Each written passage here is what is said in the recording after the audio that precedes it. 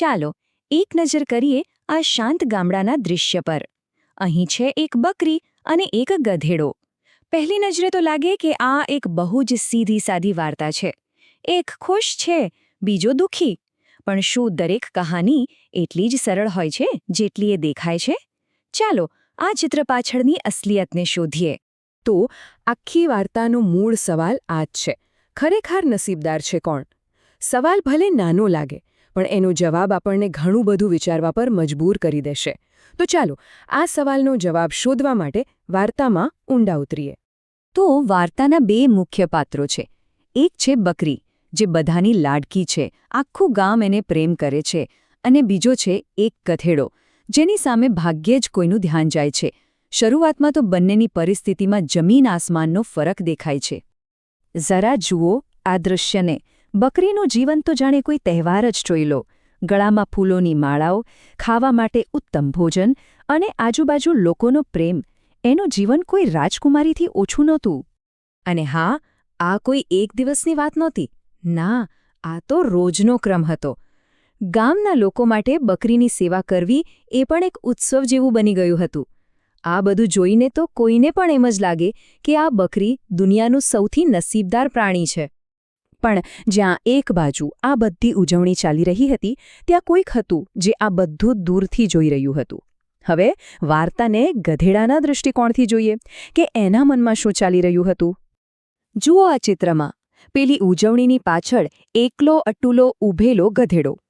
એ શારીરિક અને માનસિક બંને રીતે આ ઉજવણીથી ઘણો દૂર હતો. એ રોજ આ બધું જોતો અને એના મનમાં અન્યાયની ભાવના ઊંડી થતી જતી હતી.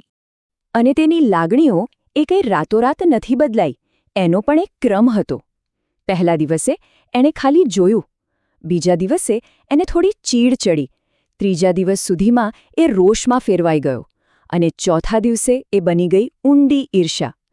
એક સાધારણ અવલોકન ક્યારે ઈર્ષ્યામાં ફેરવાઈ ગયું એની કદાચ એને પોતાને પણ ખબર ન પડી.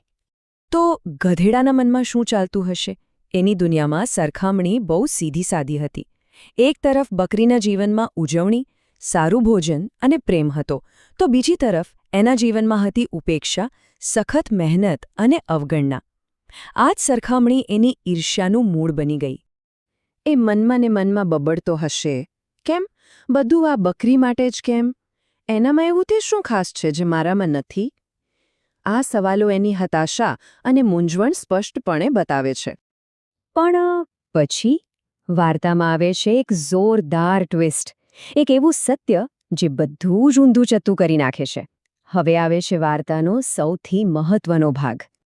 પણ અચાનક ગધેડાને એવું તો શું દેખાયું? એવું તો શું સમજાઈ ગયું કે એની આખી દુનિયા જ હલી ગઈ? આ સ્લાઇડ જુઓ. આ બહુ જ રસપ્રદ છે. ડાબી બાજુ છે ઈર્ષ્યાથી ભરેલો ચહેરો અને જમણી બાજુ ભયથી ફાટી ગયેલી આંખો. એક જ પળમાં ઈર્ષ્યામાંથી આતંક. પણ કેવી રીતે? આટલો મોટો ફેરફાર કેવી રીતે આવ્યો? અને જવાબ હતો આ બધી ખાસ સારવાર, આ બધું લાડપ્રેમ એ બીજું કંઈ નહીં પણ એક બલિદાનની તૈયારી હતી. બકરીને બલિ ચઢાવવા માટે તૈયાર કરવામાં આવી રહી હતી. જે ક્ષણે ગધેડાને આ સમજાયું, એની ઈર્ષ્યા પળવારમાં ઓગળી ગઈ અને તેની જગ્યાએ ભય અને દયાએ લઈ લીધી. તો આ વાર્તામાંથી શું શીખવા મળ્યું? આ માત્ર એક બકરી અને ગધેડાની વાત નથી. ના, આ વાર્તા આપણા બધાની છે.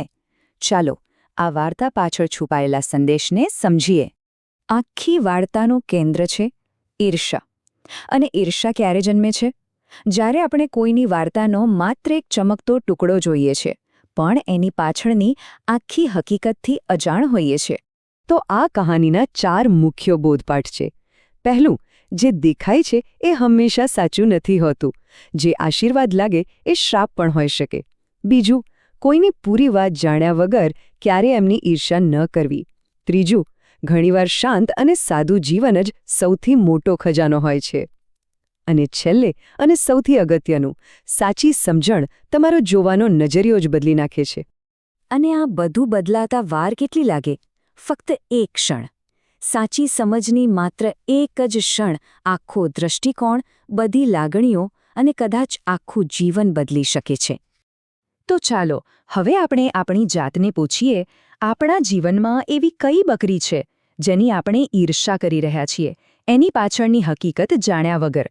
અને કદાચ આપણે જે ગધેડાનું સાદું જીવન જીવી રહ્યા છીએ એ જ ખરેખર નસીબદાર છે. વિચારવા જેવું છે ખરું ને?